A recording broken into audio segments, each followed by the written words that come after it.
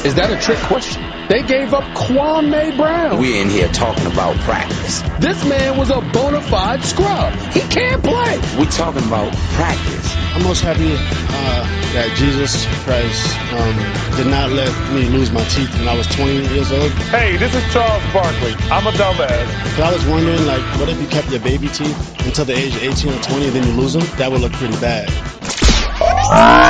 Airballs with Turner and Fulco. What's up, everybody? Welcome to the show. Hugo, Lakers fan living in London. I'm a Sixers fan living in Pennsylvania. Hugo, what's going on, man? How's it going, dude? Good. I want to talk about your Lakers first off, because when we were prepping for this, we were talking the whole time about how this was a team that was just the most disappointing team in all of basketball. Today, they beat maybe the best team in the entire Western Conference, OKC. Turn the corner? I think it's a win, but I think there's a long way to go. There's definitely not championship contenders, but I think that a win like today's definitely boosts the confidence of the team. Like you see, Kobe Bryant is now playing point guard. Kobe is the new point guard. He is, he's got 14 assists in the last 2 games. Just one shy of his career high. So I mean, the guy is just he's reinventing himself as Magic Johnson. Steve Nash is playing a little more off ball, getting a lot cleaner looks from 3, and also it's a little drive and short little floaters like he likes to shoot them. I think big confidence booster today. I don't know about one thing though. I mean, yeah, they beat OKC. But is Kobe Bryant going to come close to a triple-double every single night? I mean, that's the concern for me. I mean, they still need to find – there's still trouble with finding balance. Gasol had a big game today, but they need to get Dwight going somehow. He was really, really off the mark. He got in foul trouble.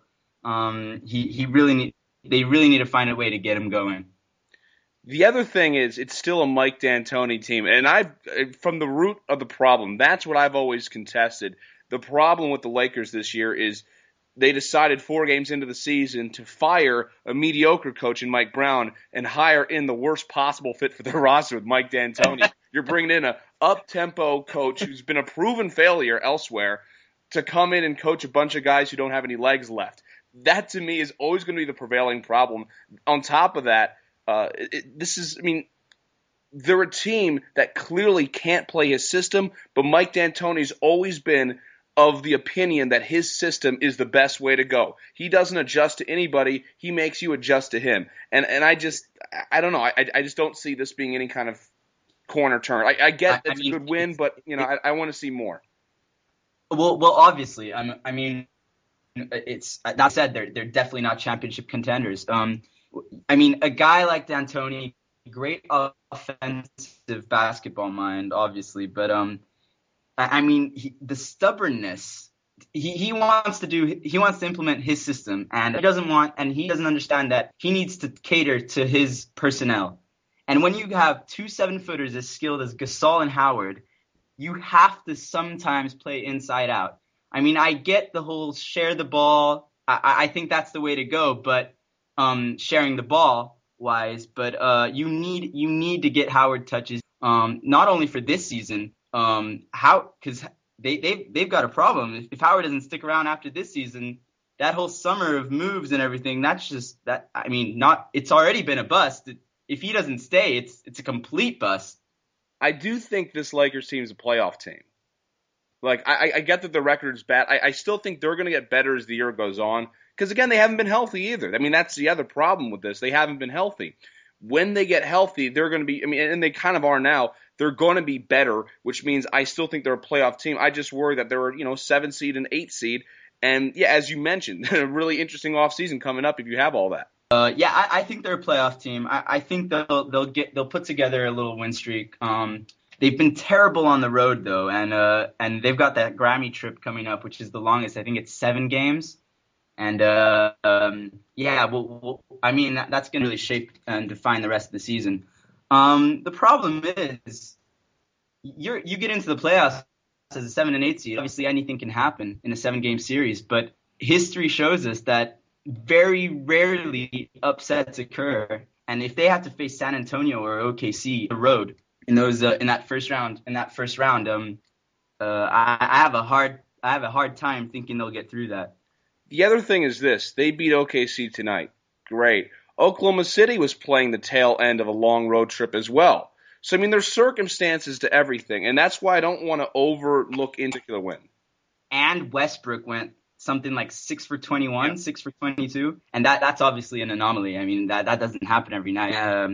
I think he only had one field goal in the entire first half. But then, I mean, you can look at it another way and say, Dwight was in foul trouble. Dwight only had something like eight shot attempts in the whole game, and the Lakers missed about 15 free throws tonight. So you have to look at that too. Let's switch gears and talk about the big story that kind of caught everybody off guard. Rajon Rondo, the Celtics, done for the year, torn ACL. A lot of this is interesting to me. One, he thought he had a sore hamstring, goes to see the team doctor. They think it might be something worse. Turns out it's a torn ACL. To me, every single time I've ever seen an athlete tear his ACL, I mean, it's obvious. He's rolling on the ground. He's in dire pain. He's on crutches within seconds. He injured it during their double overtime game a couple nights ago and kept playing. I mean, I don't know if Rajon Rondo is incapable of feeling pain, but this whole thing is just a total shocker to me. Absolutely baffling. I was just catching the end of I caught the overtime period earlier on with the Heat and the Celtics, and when it was announced in the broadcast, you just saw Rondo sitting there. I just have to feel. I mean, I hate the Celtics, but I have to feel bad for them. The guy is a triple-double machine. He's the orchestrator of that team. I know they've been underachieving. They've had their own struggles this year, but now. What now? I mean, there's very, very little light at the end of the tunnel for Boston. Let's just put it that way. I've always said this. I think it's pretty remarkable that in today's game, we can have a point guard be an absolute superstar. I mean, he's a top 5 point guard in the game, and he doesn't have a jump shot. I mean, there was a time where that was relatively common. You had guys who had different strengths and weaknesses. Nowadays, you pretty much have to be a complete point guard. You got to be able to handle, got to be able to shoot, got to be able to do everything. You got to be able to drive, you got to be able to set up your teammates. Rondo has such a glaring weakness in his game, yet he's still that effective. This is going to hurt. He's their franchise player now. But yeah, exactly. I agree. I will say this, though.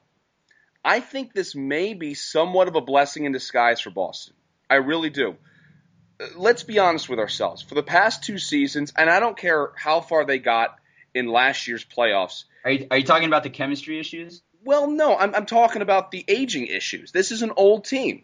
Rajon Rondo's great, but Pierce is over the hill. Garnett's on his last legs. Allen's already out of town. I mean, this was a team that needed to be blown up eventually and rebuilt. The problem was because the East didn't really have a true number 2 team, they procrastinated doing that. They held off to the last moment to finally get that rebuilding effort done. What this does is it basically forces the Celtics management to finally come to grips with the fact that they have an old team and it's time to rebuild. And so I think that combined with the fact that they're going to be a lottery team now with this injury because they're not going to make the playoffs now with Rajon Rondo out. I'm telling you right now, this is going to be a team that's going to be in the lottery. They're going to have a better draft pick because of it, and they can trade off Pierce and Garnett for some young players. I really think this could be a blessing in disguise. That's exactly what I was thinking. But I was just thinking, up until the trade deadline now, there's a whole new story. Pierce and Garnett are floating around.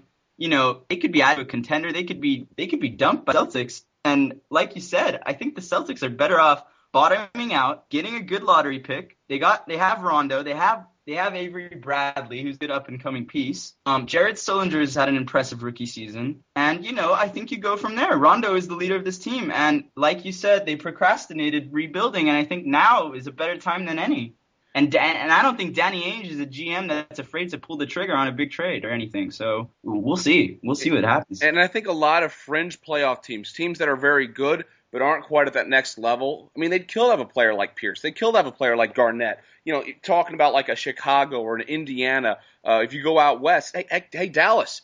Dallas are basically relying on, again, kind of a group of older players. They're not making the playoffs right now, but as long as they're just going with old players, they might as well try to get one more. I mean, the point is that there are teams that could use these guys, and I think it's not the Boston Celtics. I think the Celtics are probably the last team that needs these guys, because what's the best case scenario? The best case scenario from this is Garnett and Pierce somehow lead this team to a 500 record the rest of the way. They sneak in as the 8 seed and get swept in the first round of the playoffs. What does that accomplish in the long term? Absolutely nothing. Sometimes you take your lumps in the short term to be better long term. I think this injury may be a blessing in disguise. Exactly. I think you need to think big picture. I absolutely agree with you. And this is, I don't like the Celtics, but I'm being objective here. I think they need to take the big picture.